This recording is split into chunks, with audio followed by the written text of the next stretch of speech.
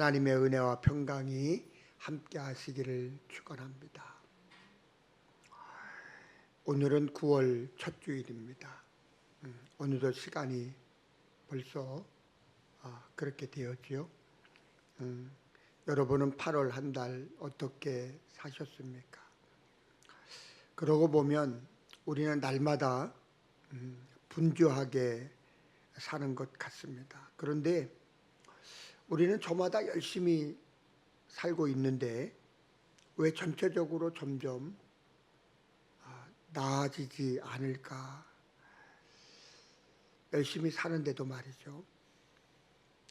그것은 아마도 우리가 함께 지향하고 있는 가치의 문제가 있는 것 같습니다. 열심히 하는 게 결코 중요한 게 아니라는 방증이죠. 그릇된 일을 열심히 하면 그만큼 세상을 그릇되게 만들 뿐입니다. 조율되지 않는 악기로 열심히 연주하면 듣는 사람이 괴롭습니다. 그래서 오케스트라가 연주 전에 반드시 하는 일은 악장이 오케스트라를 조율합니다. 조율의 가장 중요한 것은 기준음입니다.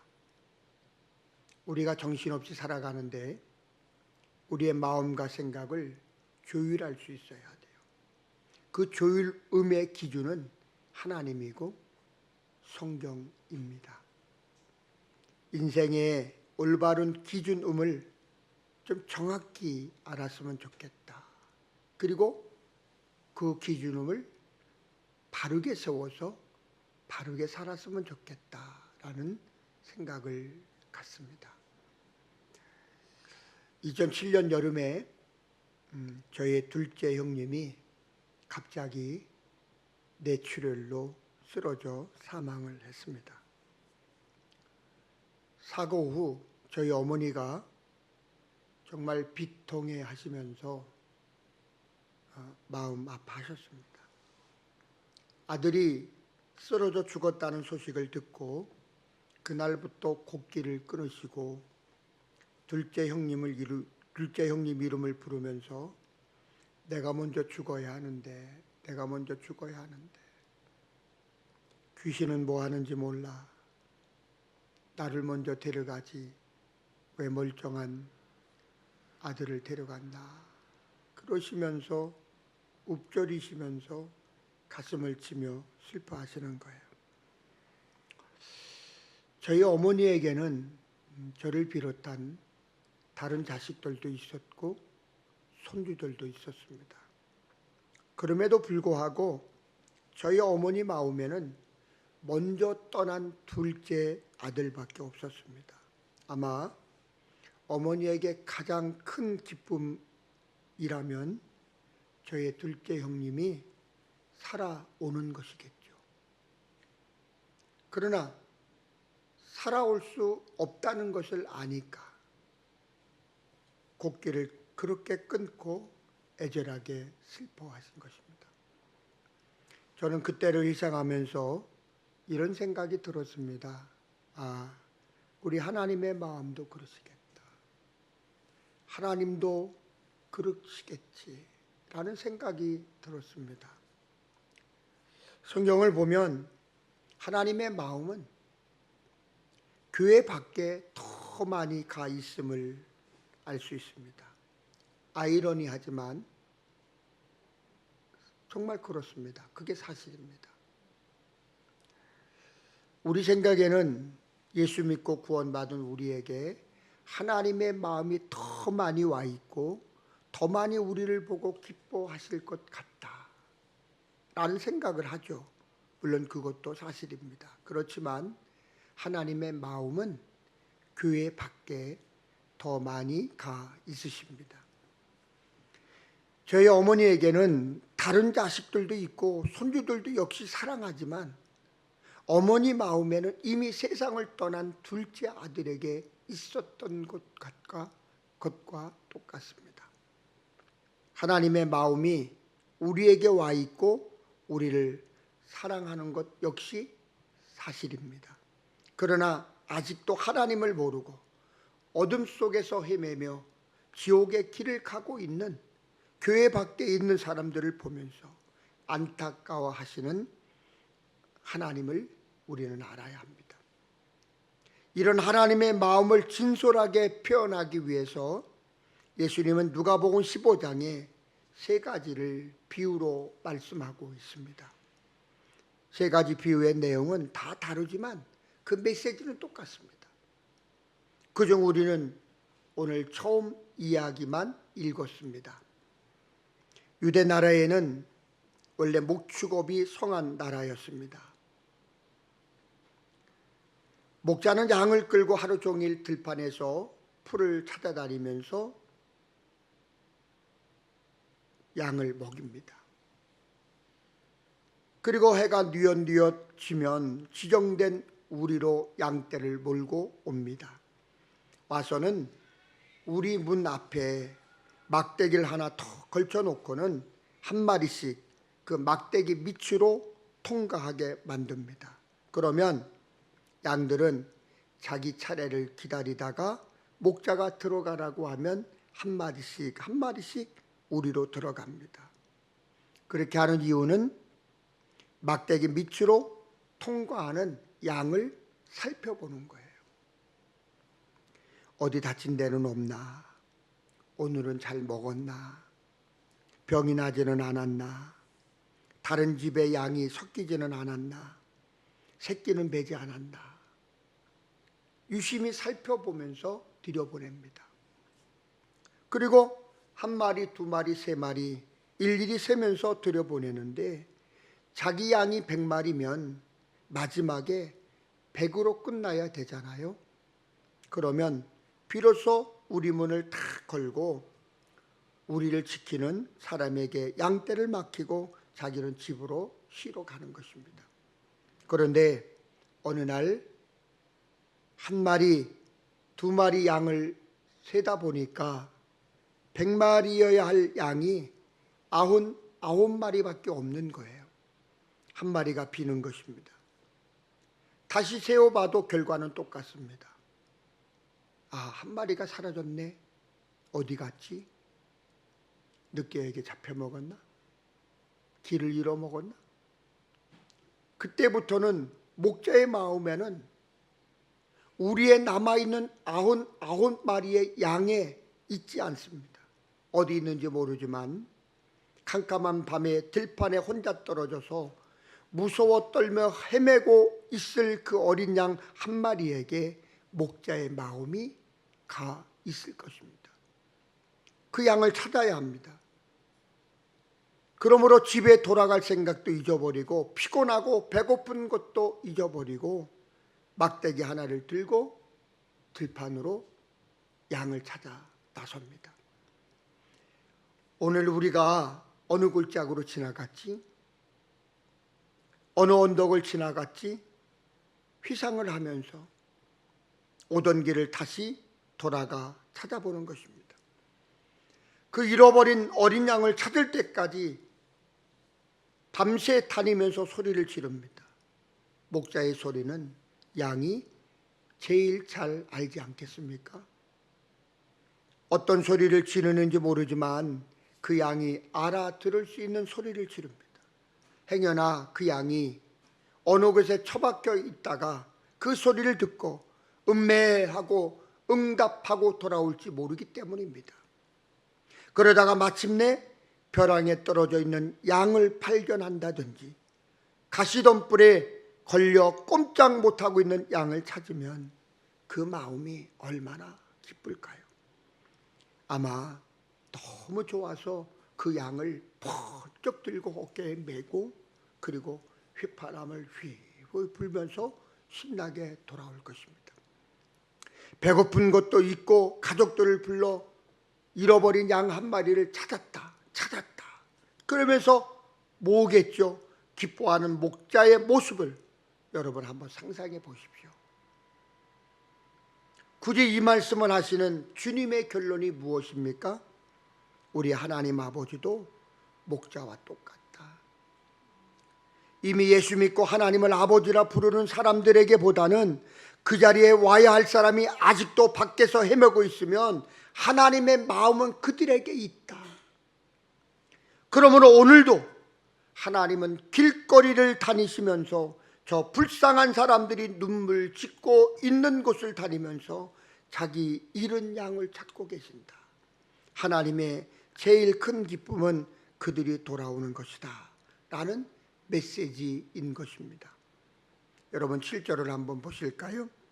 이와 같이 죄 난 사람이 회개하면 하늘에서는 회개할 것 없는 의인 99으로 말미암아 기뻐하는 것보다 더하리라. 여러분, 하나님이 제일 기뻐하는 것이 무엇입니까? 잃은 양을 찾는 것이라고 했습니다. 우리 하나님은 지금도 교회를 통해서 예수를 먼저 믿는 우리를 통해서 갈 길을 잃은 양을 찾고 계신 것입니다. 이 일을 위하여 하나님께서는 우리에게 성령을 부어주셨습니다. 성령은 우리에게 임하시자마자 우리로 예수를 증거하는 증인이 되게 하셨습니다. 여러분 성령 받으셨습니까?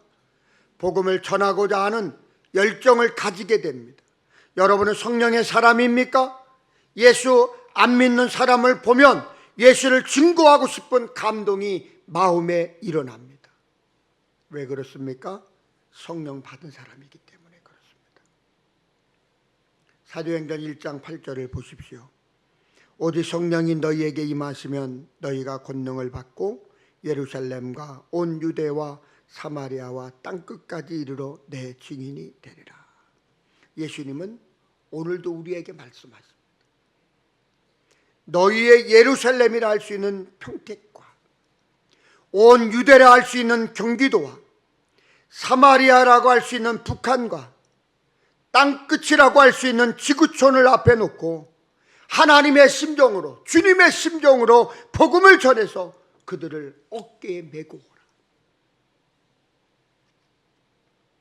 이런 하나님의 마음은 성경 곳곳에서 발견할 수 있습니다. 마가복음 1장을 보면 제자들이 와서 예수님에게 이렇게 말했습니다. 사람들이 다 주님을 찾고 있습니다. 그러자 주님이 뭐라고 말씀하셨습니까? 우리가 다른 가까운 마을들로 가자. 거기서도 전도하리니 내가 이를 위하여 왔노라. 내가 전도하리니 내가 이를 위하여 왔노라. 내가 전도하리니 내가 이를 위하여 왔노라.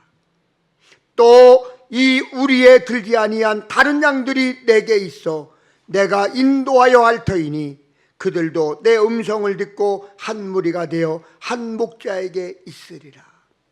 여러분, 하나님의 심정을 엿볼 수 있지 않습니까? 하나님의 마음을 깨달을 수 있지 않겠습니까?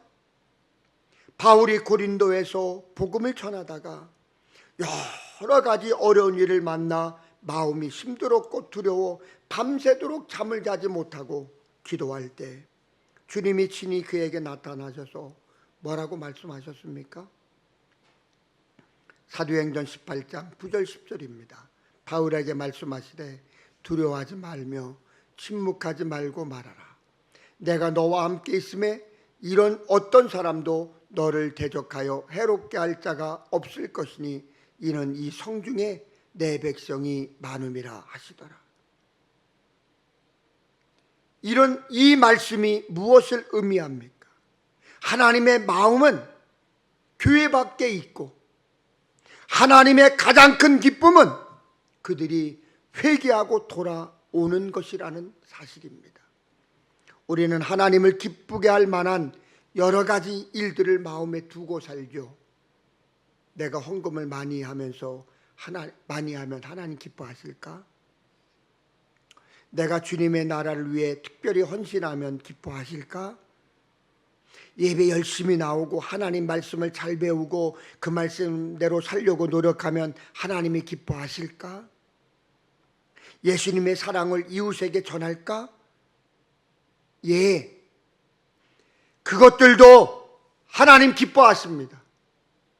그것들로 인하여 하나님 기뻐하십니다. 그러나 하나님이 가장 기뻐하는 것이 있습니다. 저희 어머니에게 가장 기쁜 일이 있을 수 있다면 죽었다던 아들이 돌아오는 거예요. 그런데 왜 그렇게 곡기를 끊으시고 식음을 전폐하고 슬퍼하셨을까요? 돌아올 수 없다는 것을 알기 때문입니다. 마찬가지로 하나님의 마음을 가장 기쁘게 하시기를 원합니까? 입을 열어 복음을 전하십시오. 전도하십시오. 전도해서 안 믿는 사람들을 주님 앞으로 인도하십시오. 이것만큼 하나님을 기쁘게 하는 일이 없습니다. 다른 것도 매우 중요합니다. 그러나 복음을 전하는 것만큼 중요한 것이 없습니다. 왜냐하면 하나님이 제일 기뻐하시는 일이기 때문입니다. 어떻게 하면 이 자리를 피할까? 어떻게 하면 다시스로 도망갈까? 어떻게 하면 받은 사명을 피할까? 요리조리 이 핑계 저 핑계, 이 거짓말 저 거짓말. 여러분의 니느웨를 피하지 말고 지키십시오.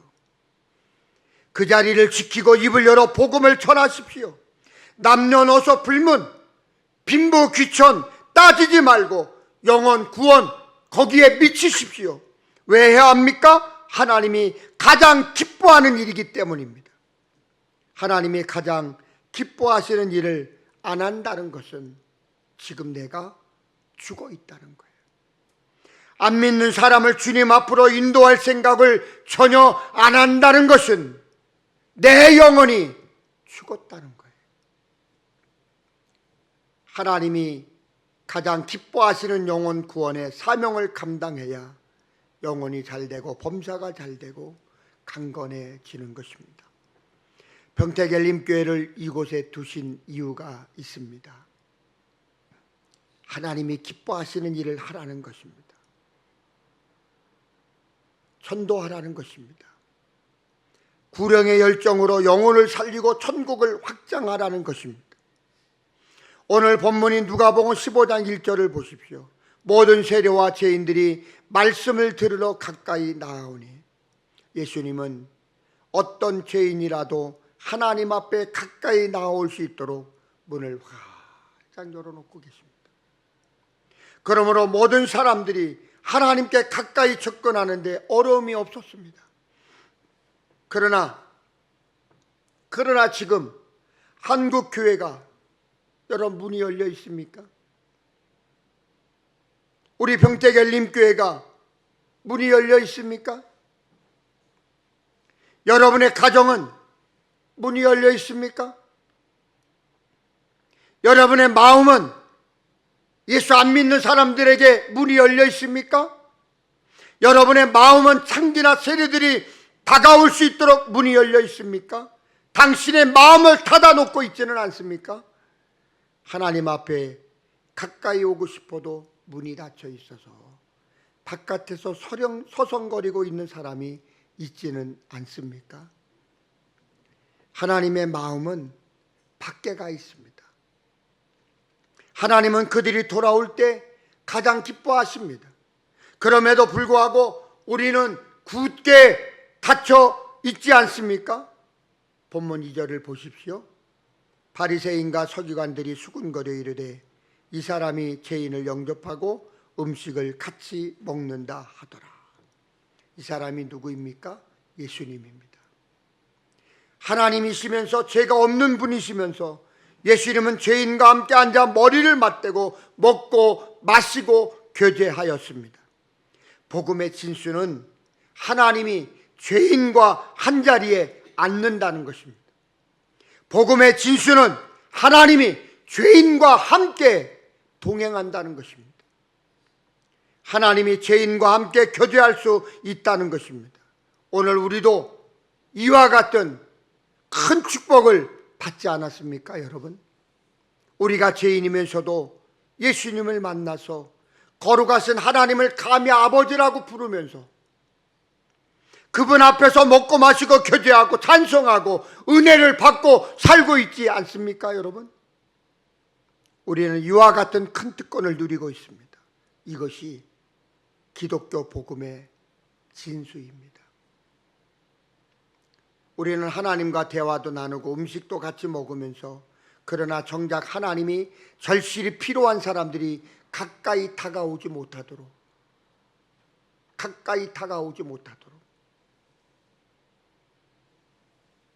막고 있지는 않은지 돌이켜 보아야 합니다. 제가 회개 하나 하겠습니다. 며칠 전에 병원 진료 문제로 서울에 다녀오게 됐습니다. 저도 힘이 드니까 병원까지 가는 시간 동안 전철을 탔습니다. 근데 제 전철 옆에 허르스름하게 생기고 지저분하게 생긴 사람이 쓱 앉는 거예요. 순간 저는 그분의 얼굴을 보고 모습을 보고 냄새를 맡고 자리를 피했습니다. 저쪽 끝에 가서 다시 자리에 앉았는데, 그때부터 제 마음에는 너무나 불편함이 다가오는 거예요. 너 저 사람이 예수라면 어떻게 할 건데? 그 마음이 제 마음속을 계속 불편하게 만드는 거예요.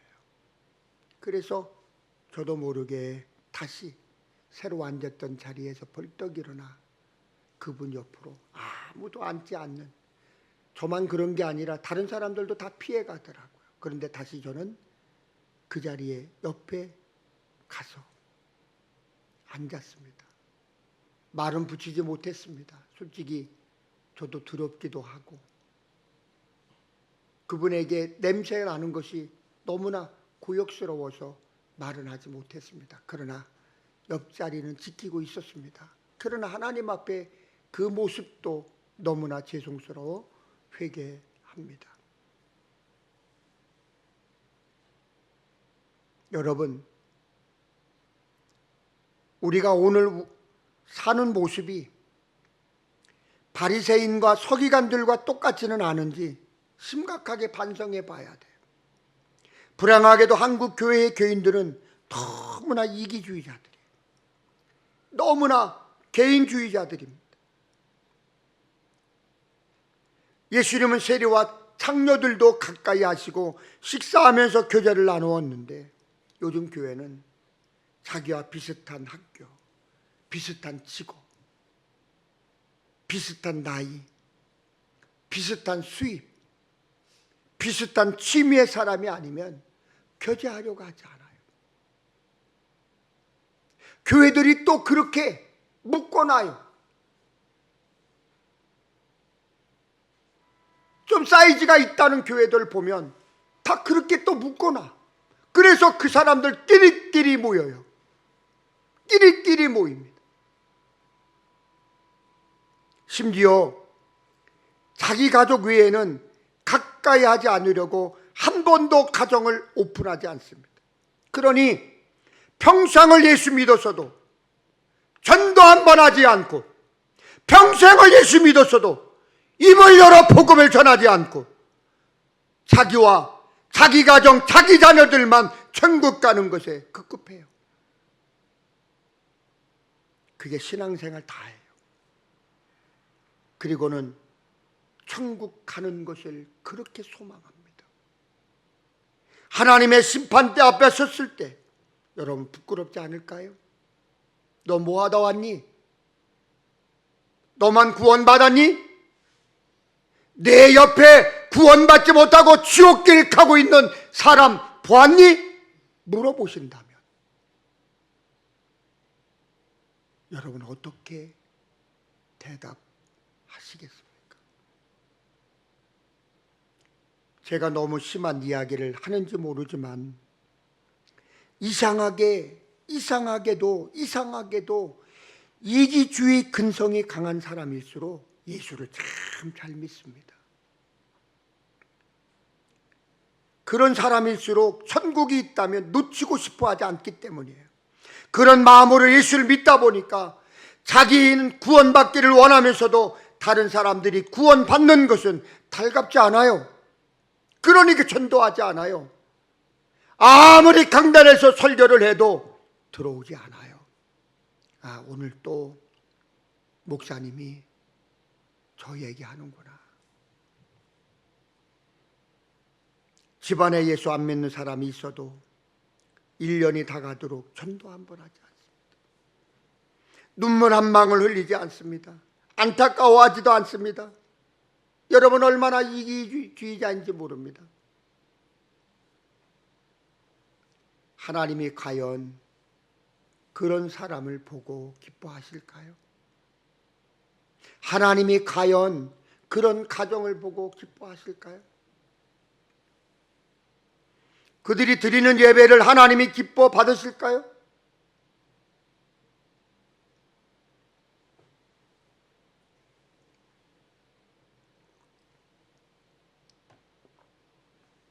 사랑하는 여러분, 우리 모두 하나님을 기쁘시게 하는 일에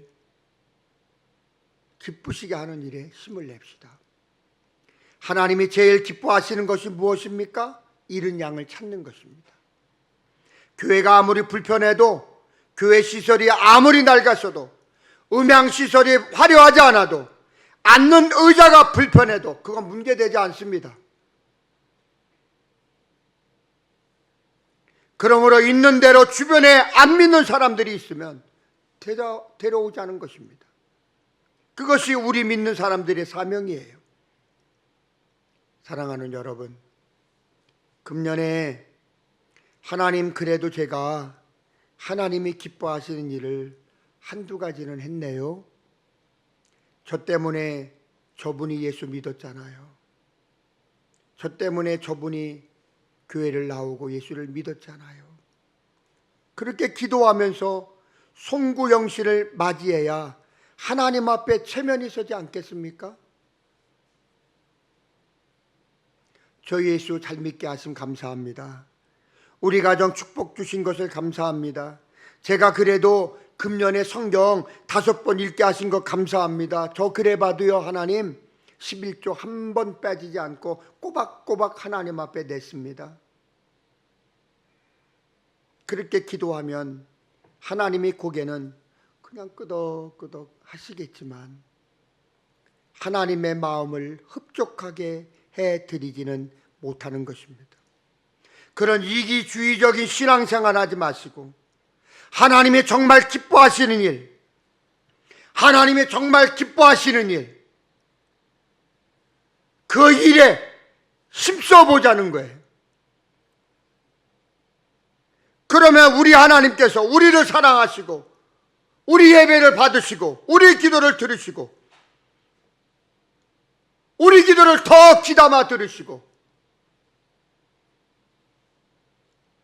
응답해 주실 줄로 믿습니다.